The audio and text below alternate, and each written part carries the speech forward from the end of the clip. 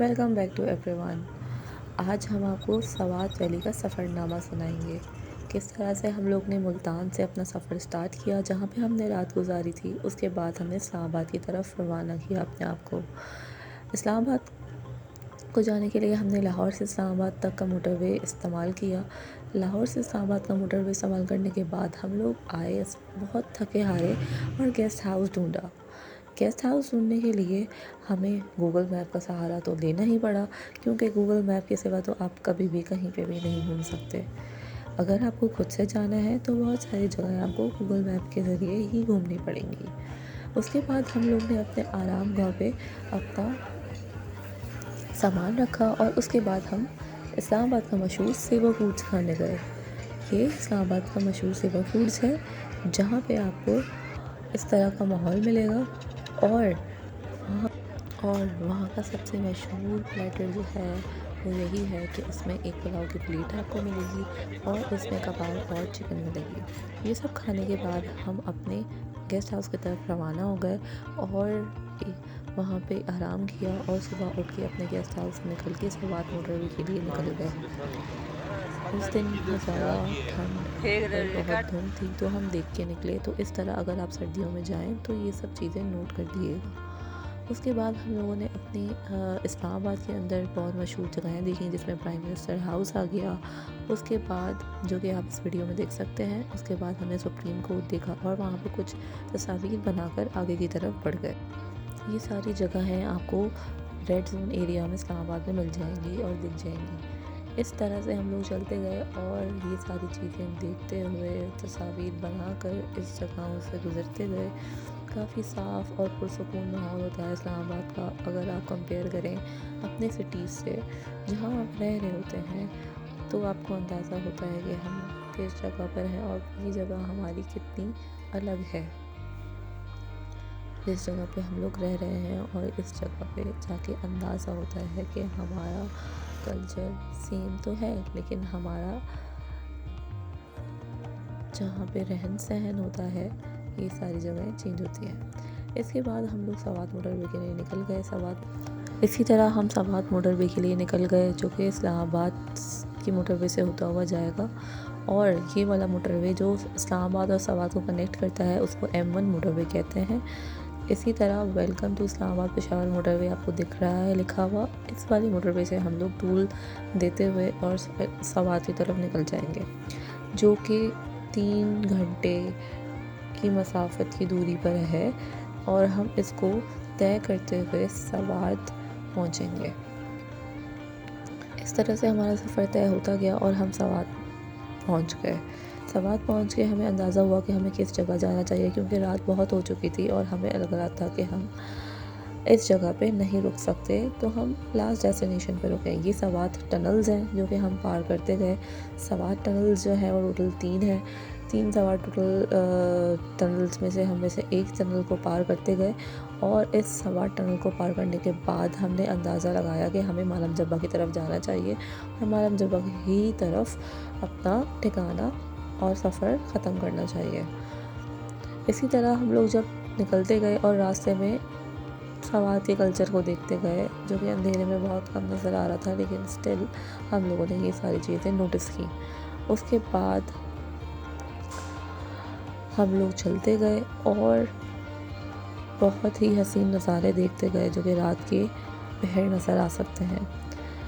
खामोशी खामोशी, हर तरफ रोशनी फैली हुई और बहुत सुकून दे जगह। उसके बाद हम लोग जब पहुँचे मालम जब्बा की तरफ, जो कि मालम जब्बा बहुत ज़्यादा हाइट पर है, रास्ता बहुत ज़्यादा ख़तरनाक है, तो आप लोग रात को मत ट्रैवल करिएगा।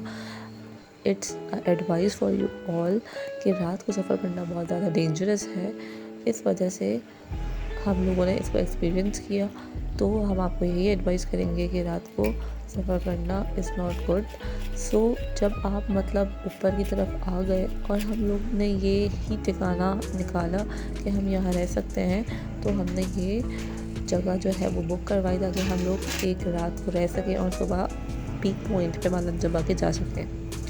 इसी तरह हमने रात जो है वो गुजार ली और हम लोग सुबह को तैयार होकर मौसम का हाल देखा आप भी मौसम का हाल देख लीजिएगा। इसी तरह अपनी गाड़ियाँ चेक कर लीजिएगा, क्योंकि बर्फ़बारी बहुत ज़्यादा हुई थी और जिस वक्त हम लोग रात में पहुँचे थे उसी वक्त आगे बर्फ़बारी हो रही थी। जब आप सुबह को या किसी भी वक्त ट्रैवल कर रहे हों तो आप ये चीज़ें नोट कर लीजिएगा, अपनी गाड़ी को देख लीजिएगा। हाँ, और यहाँ पे चेन्स चढ़वाना लाजमी है, क्योंकि यहाँ पे गाड़ियाँ स्लिप कर रही होती हैं। अगर वो आपकी गाड़ी एक लिमिट तक चल जाए तो इट्स ओके। इसके बाद आपको अपनी गाड़ियों के टायर्स, मतलब फ्रंट टायर्स पे चेन चढ़वाना लाजमी है, क्योंकि फिर गाड़ी रिवर्स जाएगी और वो ग्रिप नहीं पकड़ेगी। और जैसा कि आप देख रहे हैं रोड्स बहुत स्लिपरी हैं यहाँ के। खैर, खूब नज़ारे और हसीन नज़ारे देखने को मिले जब हम मालम जब्बा के इस खूबसूरत सुबह में जी रहे थे। घर से बहुत दूर इन हसीन वादियों के दरमियान जब सांस लेने का मज़ा ही अलग होता है तो बहुत फ्रेशनेस महसूस होती है। हम आपको इस वीडियो के ज़रिए तो ये फीलिंग्स नहीं बता सकते, लेकिन हम दिखा ज़रूर सकते हैं कि किस तरह से हमने रास्ते तय किए। मालम जब्बा की हाइट तक जाने के लिए आपको बहुत एहतियात से जाना पड़ेगा। अगर आप बर्फ़बारी में ट्रैवल कर रहे हैं तो ये मसाफ़त जो है बहुत मुश्किल लगेगी, लेकिन बहुत वर्थ ही लगेगी। आपको एहसास होगा कि हमें यहाँ आके बहुत खूबसूरत नज़ारे देखने को मिले और बहुत अच्छा किया कि हमने ये सफ़र तय किया। ये मालम जब्बा का सफ़रनामा। जब हम मालम जब्बा तक पहुँचे, जिस तरह से आप देख रहे हैं हर तरफ प्यारी ही प्यारी बर्फ़ गिरी पड़ी है और ये नज़ारा देख के, ठंडा ठंडा माहौल देख के दिल बहुत ताज़ा हो जाता है और फ्रेशनेस महसूस होती है। आप सफ़र को एंजॉय करते रहें।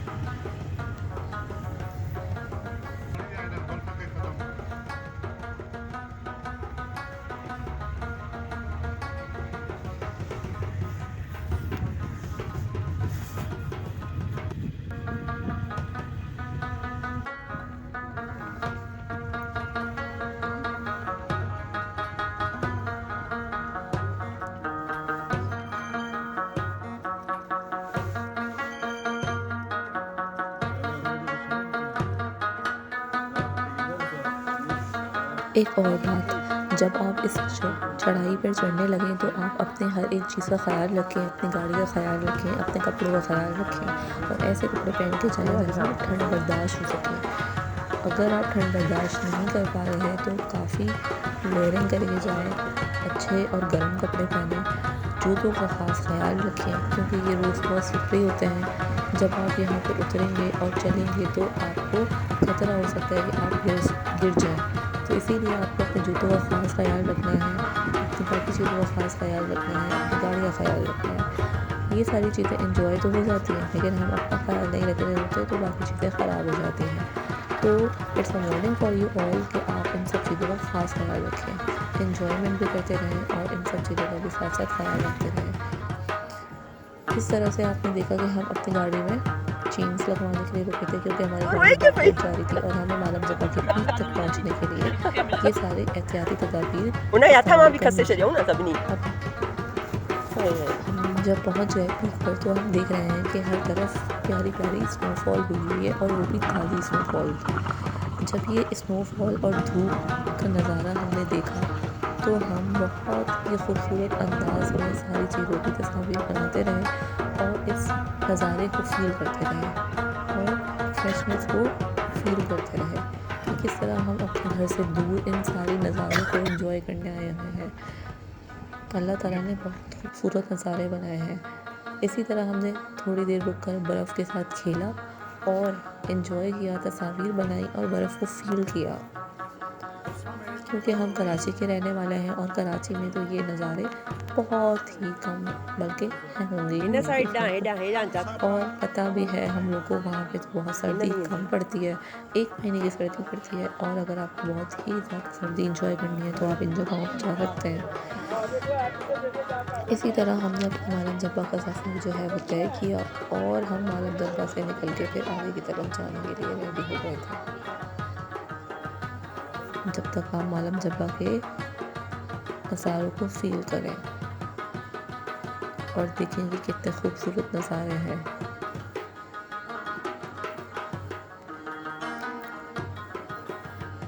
जैसे कि आप देख रहे हैं 7,205 फीट ऊपर ये जगह मौजूद है, जो हम लोग पहुंच चुके हैं इस जगह पे।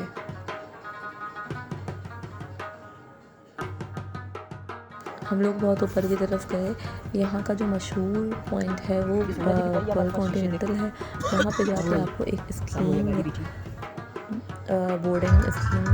बोर्डिंग का एक मौका मिलेगा और एक जगह है जहाँ पे आप ये सारी चीज़ें कर सकते हैं। तफरीही मकाम है, लेकिन वो कोविड की वजह से बंद था, तो हमने ये चीज़ें एंजॉय की।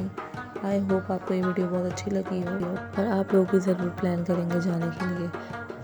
तो इस वीडियो को लाइक और सब्सक्राइब करना मत भूलिएगा। अल्लाह हाफ़िज़।